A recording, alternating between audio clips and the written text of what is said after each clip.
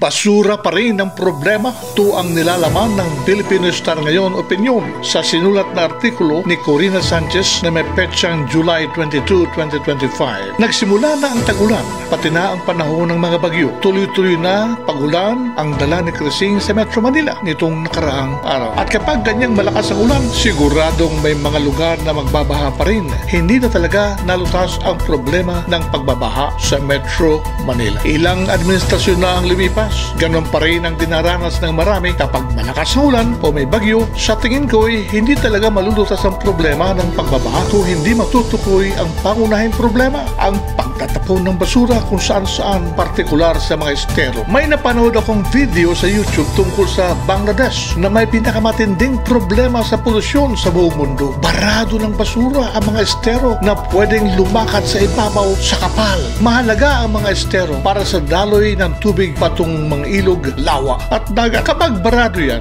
dyan nagsisimula ang pagbaha. May grupo nagtanggal ng mga basura para makadaloy ang tubig. Kitang-kita na kapag nawala ang basura, tumadaloy ang tubig. Ang malungkot, ilang araw lang ay barado na naman ang basura. Ang basura, kaya pansamantalang solusyon lang ang naganap sa Bangladesh. Yan din ang problema natin. Basurang itinatapon sa mga estero. Ang Pasig River ay dumadaloy mula Laguna de Bay patungong Manila de Bay. Ang mga estero ay konektado sa Pasig River. Ganito rin ang Marikina River. Lahat yan ay konektado para dumaloy ang tubig papuntang Manila Bay. Kapag may bara sa anumang daluyan ng tubig, baha ang resulta. Ang Manggahan Floodway na ginawa para ilihis ang tubig mula Marikina River patungong Laguna de Bay, pero may mga panahon na hindi rin ito sapat para pigilin ang pagbabaha sa Manila. Kailangan talagang matukoy ng mga lokal na pamahalaan, pati ng gobyerno, ang problema ng pagtatapon ng basura sa mga sapa, lawa at ilog. Maraming nakatira sa paligid ng Pasig River. Hindi dapat itinatapon ng basura sa ilog, kundi kahit anong paglilinis ang gawin ng gobyerno, mauwi rin sa wala.